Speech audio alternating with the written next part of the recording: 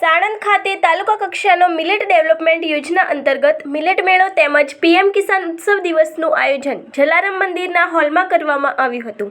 આ કાર્યક્રમમાં કિરીટસિંહ વાઘેલા, પ્રતિનિધિ પ્રમુખ તાલુકા પંચાયત સાણંદ, વાસુભાઈ ગોહેલ, ઉપપ્રમુખ તાલુકા પંચાયત સાણંદ, ડોક્ટર મીનાબેન દવે, સંયુક્ત ખેતી નિયામક અમદાવાદ, ડોક્ટર વિરેન્દ્રકુમાર પરમાર, કૃષિ વૈજ્ઞાનિક કેવીકે અરણેજ, અશ્વિનભાઈ પટેલ, મદદનીશ ખેતી નિયામક જિલ્લા પંચાયત અમદાવાદ, રિદ્ધિબેન વસ્ત્રા, બાગાયત અધિકારી સાણંદ, કમલેશભાઈ પ્રજાપતિ, વિસ્તરણ અધિકારી ખેતી સાણંદ, ખેતીવાડી ગ્રામ સેવકની ટીમ વગેરે હાજર રહ્યા હતા।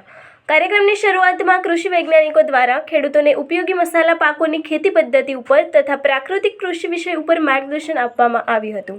ત્યારબાદ સાણંદ તાલુકાના પ્રાકૃતિક કૃષિકાર કાશીરામભાઈ વાઘેલાએ પોતાના અનુભવો ખેડૂતો સાથે શેર કર્યા હતા। ત્યારબાદ ગજેન્દ્રસિંહ વાઘેલા, પ્રાકૃતિક કૃષિકાર, જેઓએ પોતાના અનુભવની વાત ખેડૂતો સમક્ષ મૂકી હતી। અશ્વિનભાઈ પટેલ, મદદનીશ ખેતી નિયામક અમદાવાદ, ખેતીવાડી વિભાગની વિવિધ યોજનાઓ વિશે વિસ્તૃત માહિતી પણ આપી હતી। ડોક્ટર મીનાબેન દવે, સંયુક્ત ખેતી નિયામક અમદાવાદ, જેઓએ પ્રસંગોચિત ઉદ્બોધન કરી ખેડૂતોને પ્રોત્સાહિત કર્યા હતા। ત્યારબાદ પીએમ કિસાનના 22મા હપ્તાનું વિતરણ કાર્યક્રમ અન્વયે પ્રધાનમંત્રીનું ઉદ્બોધન આસામ, ગુવાહાટી ખાતેથી લાઈવ પ્રસારણ કરવામાં આવ્યું હતું। આ કાર્યક્રમમાં અલગ અલગ પ્રકારના 10 કૃષિ પ્રદર્શનના સ્ટોલ પણ રાખવામાં આવ્યા હતા, જેમાં ખેડૂતોએ મોટી સંખ્યામાં સ્ટોલની મુલાકાત કરી કૃષિ વિષયક માર્ગદર્શન મેળવ્યું હતું।